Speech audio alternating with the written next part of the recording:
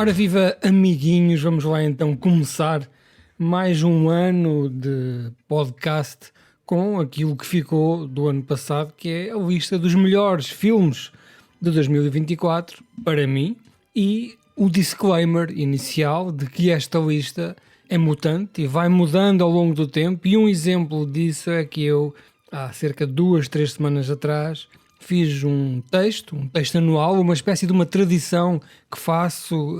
com o Royal with Cheese, um dos blogs de cinema que se mantém 20 anos depois no ativo quase diariamente, como por exemplo o blog do Carlos, o Cinema Notebook. E neste texto anual que eu costumo fazer, eu elenco um conjunto de filmes, normalmente 10, que são os melhores filmes para mim, às vezes também algumas menções honrosas. E desde então, há 2-3 semanas para cá, esta lista alterou. Porque quando a malta começa a mandar as suas listas dos melhores do ano, de repente existem filmes, existem produções que ganham forma junto da opinião pública, através da passa-palavra, e começam a aparecer filmes que nos passaram completamente debaixo do radar, que nós imediatamente vemos e percebemos, epá, realmente este filme é um ótimo filme. E a nossa lista de repente muda completamente, porque nesta última semana, 2 semanas desde que começou o ano, começamos então a ver filmes realmente bons que foram sinalizados pelos nossos pares. E sem mais, vamos então arrancar aqui com o nosso top, sei lá, talvez 12, e eu vou começar com o último, que é o Caddo Lake, que é um filme que eu vi sem grande esperança. Foi-me sugerido pelo Miguel Ferreira, comecei a ver, pensava que fosse uma história das regiões pantanosas do sul americano, um drama familiar, um assassinato, quando de repente o filme acaba e aquela situação toda desemboca naquilo que é um dos melhores exemplos de ficção científica e de maneira de contar histórias que eu já vi nos últimos tempos. Eu não quero falar muito disto, não quero dar spoilers, digamos apenas que não se trata propriamente de um filme linear. Não posso falar muito dele, mas o certo é que gostei mesmo muito deste filme, para o qual não ia nada preparado, não tinha visto nada, e sinto-me agradado por esta visualização. Também temos em 11º um filme que eu vi agora recentemente, porque foi sinalizado pelos meus pares, que é A Different Man, um filme de 2024 realizado por Aaron Schimberg, que nos conta a história de um homem gravemente deformado, com uma doença que afeta a aparência, a percepção da pessoa. A pessoa fica com uma cara muito parecida com o Homem-Elefante, não sei se lembram, e este homem é miserável e um dia tenta fazer uma operação e faz, e fica normal, ou seja, fica transformado no Sebastian Stan, e eis que de repente a sua vida muda, ele fica bonitão, mas não era a aparência claramente aquilo que o estava a arrastar. Entretanto aparecem mais personagens. É um filme muito rico, é um filme que subverte muito aquilo que é este tipo de cinema, por isso eu acho que é um dos melhores do ano. Em 10º lugar tenho também um filme que eu vi, curiosamente o fim de semana passado, que eu já tinha reparado que existia, estava no meu radar, infelizmente só agora ficou disponível no Sr. Joaquim, que é um filme de animação chamado Flow, que nos conta a história de um gatinho solitário numa grande inundação, que parece ser talvez o apocalipse, o final dos tempos, num planeta Terra ligeiramente diferente daquilo que nós conhecemos, mas o suficientemente parecido para que nos identifiquemos com ele. É uma das grandes surpresas do ano. É um filme europeu realizado por Gint Zil Balobis e revela aqui uma energia muito forte na animação europeia. Esperemos mais filmes dele. De facto, isto é um filme com muito coração. É um filme que, não tendo humanos, nem tendo os animais demasiado humanizados, consegue-nos passar uma sensação de emoção, de nos fazer agarrar ao sofá, porque este gatinho de facto precisa muito da nossa ajuda. Em 9º lugar temos o Sonic 3, que é um filme de uma trilogia Sonic, que ninguém dava nada por ela, mas que, com a inclusão de um certo ambiente de família e também, claro, com Jim Carrey faz com que estes filmes elevem o patamar para filmes inesquecíveis. Jim Carrey faz 2 papéis que eu diria, na minha ignorância, que são quase papéis que poderiam garantir um Oscar. Jim Carrey de facto tem um estilo de representação que está completamente fora de linha daquilo que é o hiperrealismo atual. As pessoas gostam de ver exatamente aquilo que é a vida real. E Jim Carrey, não é? Que é este personagem maior que a vida sempre, muito espaçoso, não conseguiu de modo algum acompanhar as tendências. Eu até me parece que ele não quer saber, mas aqui em Sonic 3, na sua versão original, é um filme fantástico. 8º lugar, Terrifier 3, já nos fartámos de falar dele, é de facto uma força da natureza. Estas produções de Damien Leone, que é um outsider de Hollywood, que faz isto com orçamentos baixíssimos, que faz isto fora do esquema dos estúdios, ele nem sequer ligar a ninguém para poder ter liberdade total, e o certo é que o seu modelo de negócio parece estar a funcionar. Terrifier 3, mais do que uma narrativa de terror, é um showcase de efeitos especiais, de gore, com muita piada, não é? Ninguém pode olhar para aquilo e achar que é uma coisa a sério, mas de facto, para quem gosta de matança da boa, Terrifier é um filme que não deve nunca ser descurado. 7º lugar, já falámos aqui, Monkey Man, que é o John Wick da Índia, realizado por Dev Patel, que nos conta praticamente uma trilogia num filme, que é o filme básico do underdog, de um homem que, contra tudo e contra todos, consegue vencer os grandes poderes. É um filme negro, um filme violento, é um filme de poucas palavras, é de facto uma obra-prima de Dev Patel, que neste momento está a passar para a cadeira da realização com algum sucesso. Neste caso ele também é o protagonista e neste filme, passado na Índia, temos aqui uma imagem do mundo atual, o mundo do subcontinente indiano, bastante negro e aterrador. 6º lugar temos Love Lies Bleeding, que chegou com muito má fama, que eram 2 lésbicas e uma delas fazia culturismo, protagonizado por Kristen Stewart e Katie O'Brien, sendo que Kristen Stewart e o seu amigalhaço vampiro, assim como Harry Potter e alguns dos seus colegas, seguiram uma carreira muito pouco óbvia daquilo que seria inicialmente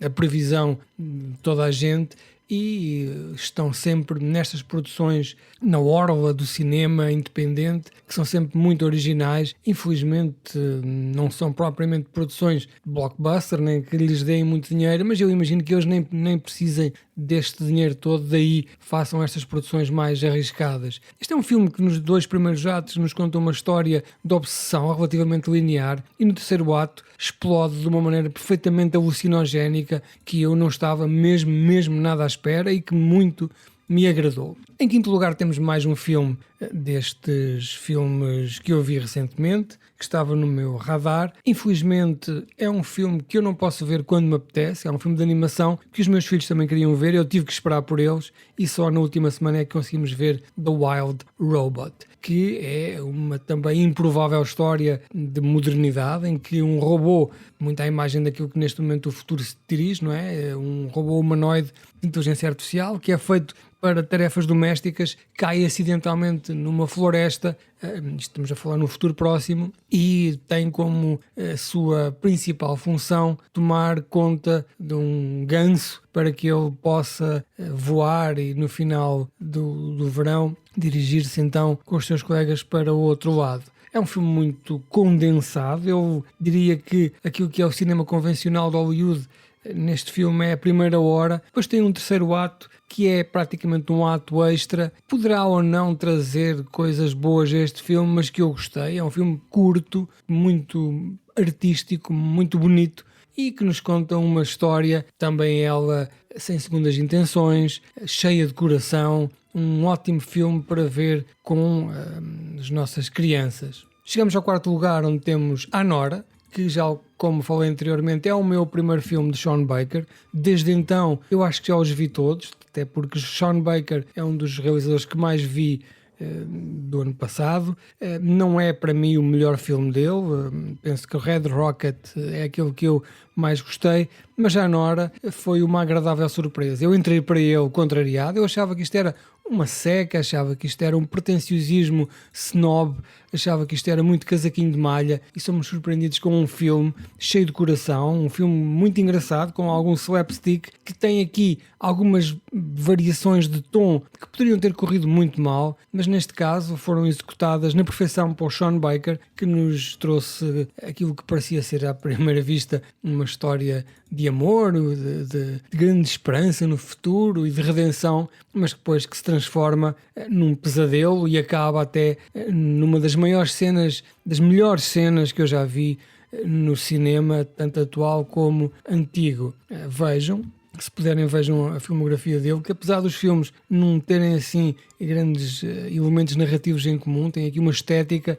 e uma maneira de escolher e de ver personagens muito própria e que nós agradecemos que exista, que é diferente do normal. Em terceiro lugar temos Kinds of Kindness, que é o Iogurte Longinus ou Yorgos Lanthimos, que volta ao seu estilo normal depois de ter passado a sua fase Tim Burton com o Poor Things, onde ganhou os Oscars e fez o brilharete todo, e ele agora já não precisa de voltar a fazer esse brilharete, deu um passo atrás e veio nos mostrar aquilo que ele faz melhor, que é injetar surrealismo nas rotinas do dia-a-dia, no aborrecimento da nossa espuma dos dias e contar histórias bastante comuns de maneira muito pouco convencional, sempre com temas banais, não é? E rotineiros, mas com a sua injeção fortíssima de absurdismo que nunca lhes tira o realismo. Depois temos em segundo lugar Furiosa, um Mad Max saga,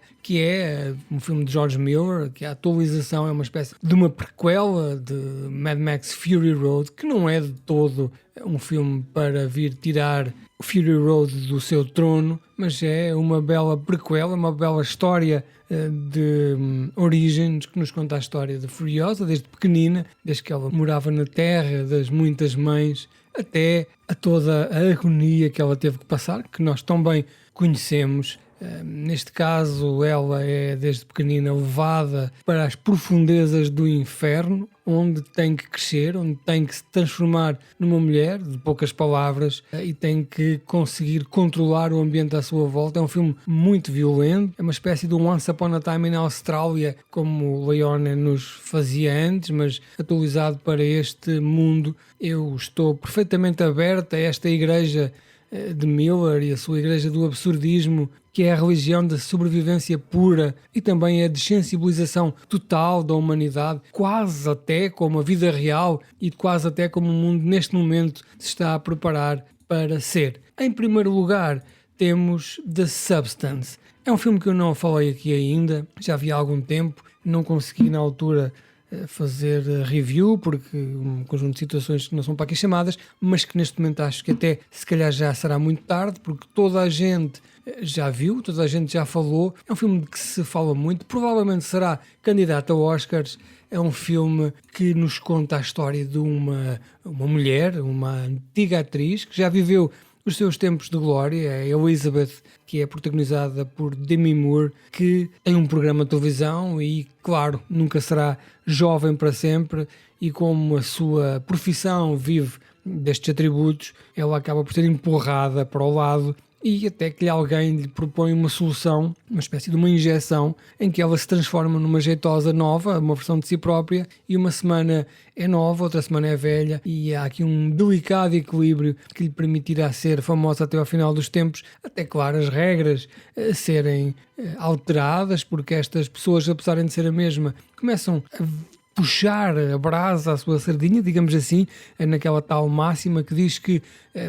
mesmo em grupos de uma pessoa, por vezes existe oposição, e depois enceta numa forte crítica àquilo que é a sociedade atual, àquilo que é a indústria do cinema e do entretenimento, e acaba numa cena muito corajosa, muito absurdista, ao estilo de Brian Usna, do Society, não sei se viram, se lembram, em que este absurdo total, em que de repente o filme passa de uma crítica para uma paródia, e eu acho que é um filme perfeito. Eu não lhe dei 5 estrelas, não sei porquê, dei-lhe 4 estrelas e meia, fui um pouco urtigão, confesso, mas de facto é um filme ótimo, eu já voltei a ver e acho que devo-lhe colocar as 5 estrelas que ele tanto merece. Portanto, este é o meu top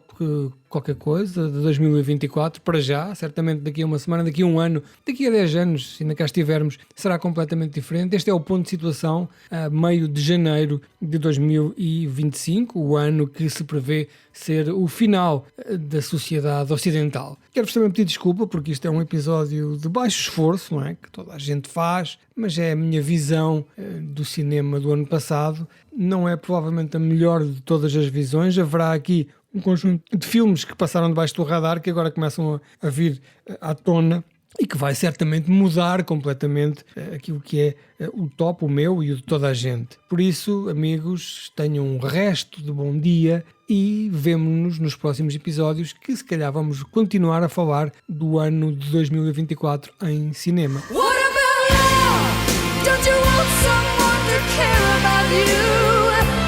What